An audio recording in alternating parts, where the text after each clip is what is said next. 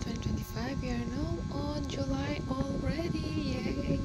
And our daily verse is from chapter 14, verse 40 of First Corinthians. A very simple message. So, excuse me, I just ate lunch. It says, "Let all things be done decently and in order." So, in this context, Paul is addressing the assembly. Paul is talking about the order of the church service, that there be no confusion. He talked about speaking in tongues and the gift of interpretation in this chapter, and he pointed out that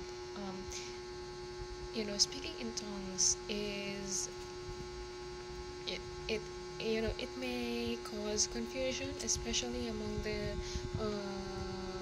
new people in the church, because speaking in tongues is, unless it is interpreted, he said, and he discouraged speaking in tongues in this verse. So we have an answer why we don't do speaking in tongues in our church.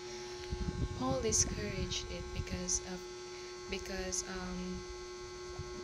we can preach, we can share the gospel without speaking in tongues, and with tongues that we can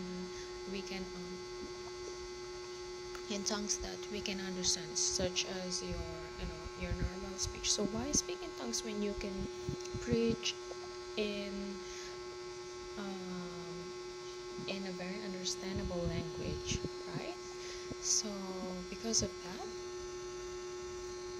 I think this is the conclusion of this whole chapter. Let all things be done decently and in order. And if you speak in tongues, it may cause some confusion. So it is highly discouraged, and we don't do that anymore. Okay?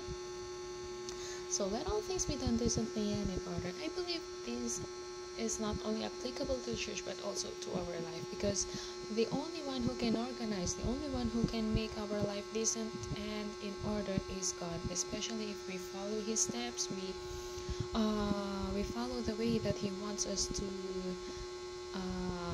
walk into, our life will be in order.